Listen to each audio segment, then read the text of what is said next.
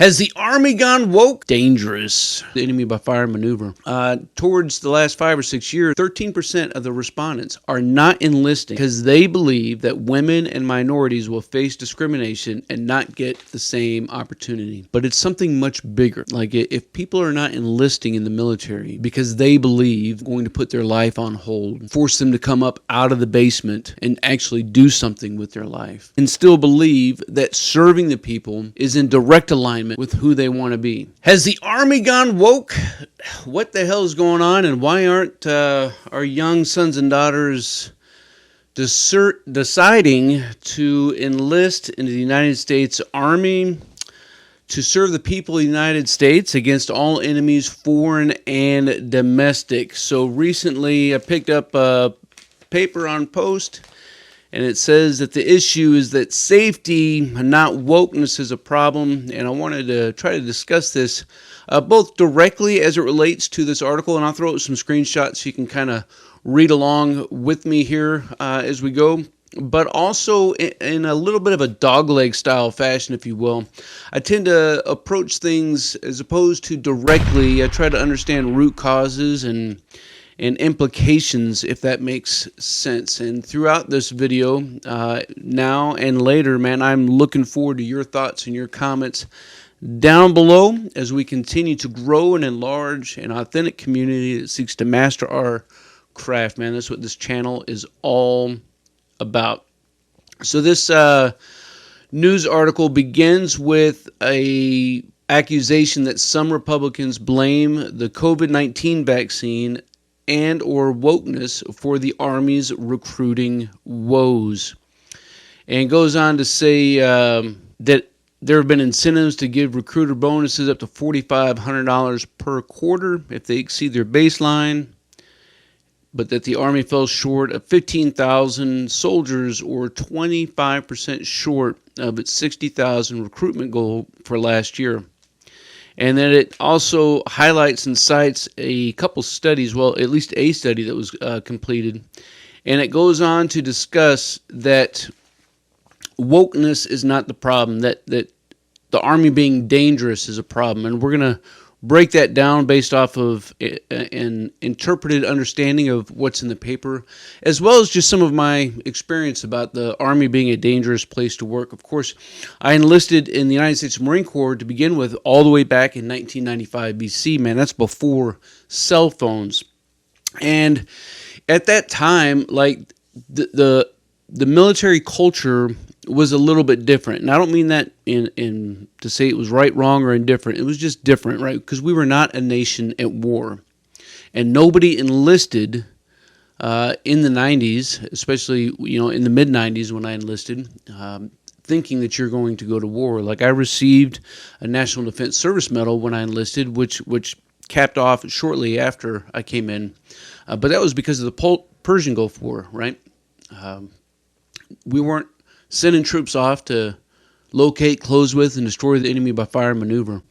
And although we all played G.I. Joe growing up, and we all dreamed, and some of our heroes were our famous warfighters from the past, nobody had the expectation that you're going to go to faraway, interesting places, meet interesting people, and shoot them in the face. Like, that was not at the forefront of the mindset that was out there.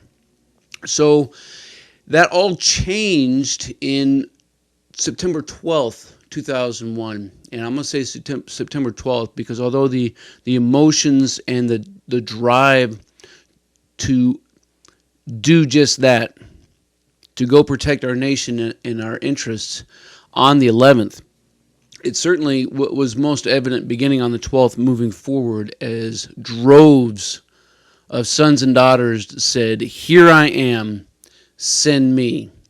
And they went down to their local recruiting station with the purpose of traveling somewhere. At that time, they didn't even know when or where, but they knew that they had to go somewhere to do something about the most horrendous attack that has been waged on our nation, especially within our own borders, going all the way back to December 7th. So as a result of so many people and a nation coming together, patriotism flew through the roof, and support for the military flew through the roof. Like in the 90s, when I had to go to report to a duty assignment, I had to travel in my service uniform, right? Not my military, not my field uniform, if you will, but my service uniform. If you're in the Army, we'd call that, our ASUs, right? And before that was our greens, and in the Corps, we had our alphas that we wore. And if you were going overseas, you'd fly in on a commercial flight if you were lucky. And even then, I think I flew to Okinawa in my service uniform. But you definitely reported to that S1 and to that first sergeant in your dress uniform as all part of the first impressions that you were given. Of course, anymore, that's not the case. We travel in our civilian attire because we're worried about, terrorists and not creating a high profile. And we report in our field uniform. Now, that's just an interesting thing because as things have become more dangerous, if you will, we've kind of responded to that. And people, because of danger, for the last 20 plus years, have said, I am going to go do this. Now, in 2010, when I came back in, there were still a lot of people who were enlisting as a direct result of a sense and drive for patriotism and to serve nation and our brothers and sisters out in the civilian world. Towards the last 5 or 6 years, I would say that that's changed quite a bit. I hear more people discussing joining or enlisting for educational benefits, to get out of. There's always been the I got to get out of the hood, and things of this nature. And I don't hear so much that drive to be a part of something that is bigger than myself, which is interesting because the Army and the military as a whole is a much less dangerous profession than it was even 5-10 years ago. So you have this dynamic of almost no threat of danger in the 90s when I came in, and people were enlisting, and it wasn't high numbers that were enlisting, and sometimes it was bottom of the barrel kind of dudes, crayon eaters like me, but we were joining not knowing whether there would be or would not be danger. Once danger went to epic proportions, citizens enlisted in epic proportions comparatively. Now, danger is dropping. The odds of somebody deploying to CENTCOM or to a war-torn region or location around the world, man, you have absolutely no way of knowing if that's going to happen, if your number is going to get called, because the amount of people deployed is significantly less. Not only with the total withdrawal from Afghanistan, but even in Iraq and Syria, numbers are coming down. And so people are not enlisting thinking that I'm going to go serve overseas in a deployed environment. More and more people are enlisting hoping that they don't go deploy. So it's just kind of an interesting correlation there between danger and enlistment numbers. But this particular article goes further, if I can find it here. It says only 5% of the respondents listed wokeness as an issue, and said that 13%, again, these were people who, this goes on to kind of to elaborate what it's defining as danger, because I don't think that we could argue that, war and danger, because again, the numbers just aren't there, right? Goes on to say that 13% believe that 13% of the respondents are not enlisting because they believe that women and minorities will face discrimination and not get the same opportunity. Now, it's interesting to survey civilians about what they believe, and we should be aware and know what those perceptions are about our organization. But truth be told, you don't even know what your job is going to be. You could go down to MEPS and you could watch a video about whatever the MOS is, and you'd be like, oh my gosh, this is awesome. And dude, you are not going to be doing that. You're going to be sweeping dirt, you're going to be scraping paint, and you're going to be doing PT until you throw up, right? The odds of anybody doing their actual job, unless it is a very technical MOS, and you get assigned to that position to be able to do that, it's just not quite how it works. And I'm not saying that dudes don't do their job, but there are so many people who work outside of their MOS due to personnel shortages, due to operational or administrative requirements, that it's kind of interesting, to say the least. But 13% believe that women and minorities are going to face discrimination. Now, anybody who is in the military knows that we have a profoundly strong human resource program in both the Equal Opportunity Program as well as SHARP. And, of course, we have the Inspector General that's out there conducting inspections and reviews on policies and procedures. And we have, some units do nothing but get ready for one inspection after another, whether it's from a battalion or a new brigade commander or battalion commander or company commander who's coming on. There's always a series of inspections that people are preparing for. And some of those inspections directly relate to workplace, and we have surveys that we complete. We complete more surveys than you can shake a stick at. And there's been a lot of action and a lot of increase in training as it relates to how we treat people with dignity and respect. So it's very interesting, because I think it's a false assumption to say that women and minorities will face discrimination. Is there discrimination out there? Hands down, yes. Anywhere in this world where you find people doing things, there is going to be some form of bias and discrimination, because it's just part of our human nature. And we do things that don't always make sense. And in those cases where they happen, I would stand behind anybody for what is just and right, because you can't tolerate it. It also goes on to say that there is a general distrust in the military, which I kind of get, especially with a lot of the events that have happened over the course of the past few years here in the United States. Again, in the early 2000s, the trust for the military was absolutely high. And even then, when we had incidents overseas of folks doing some pretty horrendous things like cutting off fingers and stuff, the patriotism and support for the service member did not dwindle at large. There's certainly, I'm sure, were pockets where people really questioned it, but by and large, that support for the warfighter did not diminish. Now that the war is coming closer and closer and closer to a total end, at least in combat operational environments, you have more people looking at what we are doing on a day-to-day basis. And when you are, doing things like what happened down at Fort Hood, man, that's going to have an impact.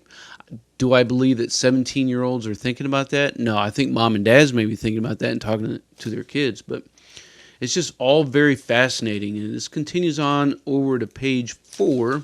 By a significant margin, the most common respondent was, I'm going to be putting my life on hold.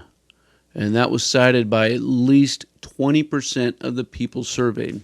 And yes, when you enlist in the military, you are putting your civilian life on hold. It's like you're not putting your life on hold. You're still living your life. There's not some crazy robot that comes down and starts automating you and living its own life. Like, you're living your own life in a new profession. All right, so let me know what you think about this article and why people are not enlisting like we were hoping or expecting to, in order to meet the numbers that we need to be able to perform our wartime function. Is it because the Army is woke, or whatever your thought or opinion is, man? I'm looking forward to it. Now, I believe that this article actually supports the not necessarily the opposite of, if the problem is that the Army is woke, or safety or discrimination or whatever is the reasons why people are not enlisting. Because I think this one, just based off of what the responders reported in that survey, and what at least the journalist reported that they did, because I haven't seen the actual survey. I just have read the newspaper. Is that the actual issue is not so much in the Army as an organization, but it's something much bigger. Like, if people are not enlisting in the military because they believe that they're going to put their life on hold, it would force them to come up out of the basement and actually do something with their life. If people are not enlisting because it is dangerous, which I think we've already talked and kind of demonstrated through the course of history, that is absolutely not the case. In fact, more people will join the more dangerous that it is, as long as it's dangerous for a reason. But that people are not enlisting because of perceived discrimination, I think is interesting, again, because there is not a single organization in the private sector that responds to discrimination in the way that the military does. Not a single one. Not a single one puts forth the amount of training to treat people with dignity and respect as we do in the military.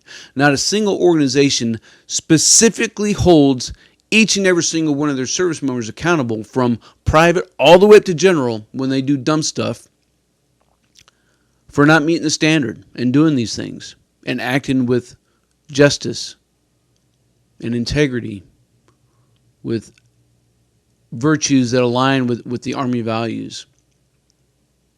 Not a single one. So I think that we could conclude, at least I could conclude in my own opinion, based off of my own experience and insight, that is not the reason why. I think that the reason why may actually suggest, again, that the issue that people are not enlisting is much broader in scope. It's the entire story of who we are as a nation right now, and how we are identifying ourselves, and what our culture is, and what our values are, and what is important to do.